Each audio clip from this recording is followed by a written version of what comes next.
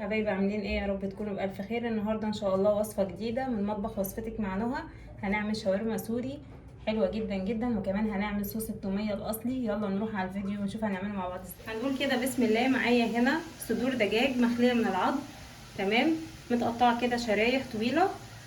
هضيف عليها معلقه من الثوم، هضيف عليها معلقه من الزبادي او علبه من الزبادي كبيره. هنضيف دلوقتي ملح وفلفل. اول حاجه معلقه كده من البابريكا، معلقه من الفلفل الاسمر،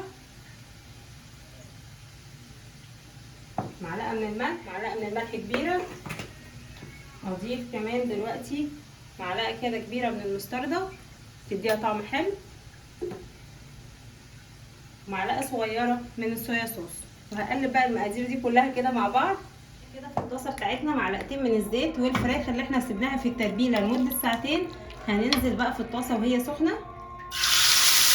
بقى كده حله، هجيب كوبايه من الميه، هضيف عليها معلقتين كبار من النشا.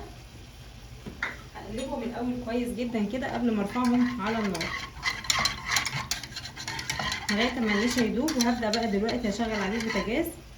شايفين بقى ده القوام اللي انا عايزاه اهو، اللي محتاجاه تمام عشان اعمل بيه صوص التوميه. كده خلاص استوى معايا. هطفي عليه بقى ونشوف هنعمله ازاي مع بعض. دلوقتي كده بصلايه كبيره متقطعه شرايح على الفراخ دي. بعد ما خلاص استوت كده هديها طبعا تقلبتين معاها وهطفي عليه. هنا بقى حطيت اهو خليط النشا اللي احنا عملناه مع الميه، تمام. هضيف دلوقتي معلقه كبيره من المايونيز او معلقتين. هضيف كمان 4 فصوص توم، 4 فصوص توم كده زي ما هما صحيحه. وهنضيف كمان علبه زبادي، وهنضربهم بقى دول كويس جدا. وهضيف عليهم ربع كوبايه من الزيت، تمام كده. كده بقى اتضرب اهو بقى كريمي، تمام. هضيف دلوقتي معلقه من الملح، وهضيف كمان معلقه من الخل كبيره، وهضربهم حاجه بسيطه كده وخلاص كده يبقى جاهز.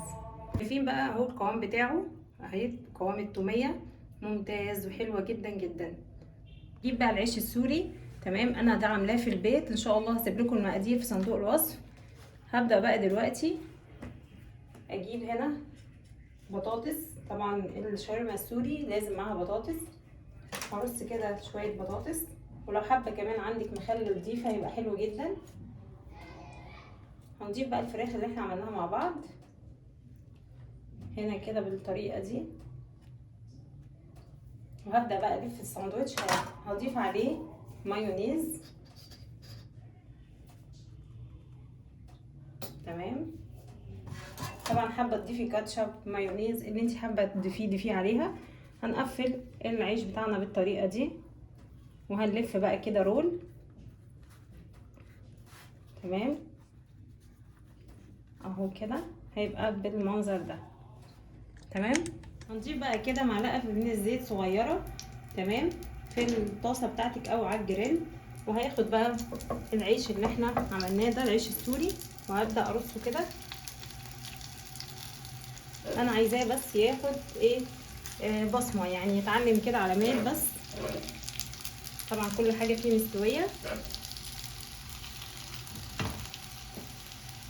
شايفين بقى كده. هقلبه اول ما بياخد اللون ده او اغمق منه سنه،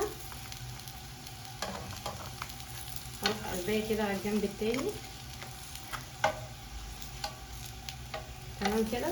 ده بقى شكل الشاورما. طبعا بعد ما خلصناها مع بعض هنقطعها كده قطع، وهنقدمها مع صوص الطوبيه اللي احنا عملناه، وكمان الكاتشب. اتمنى ان يعجبكم الفيديو. ما تنسوش تعملوا لايك وشير وتشتركوا في القناه علشان يوصلكم كل فيديوهاتي.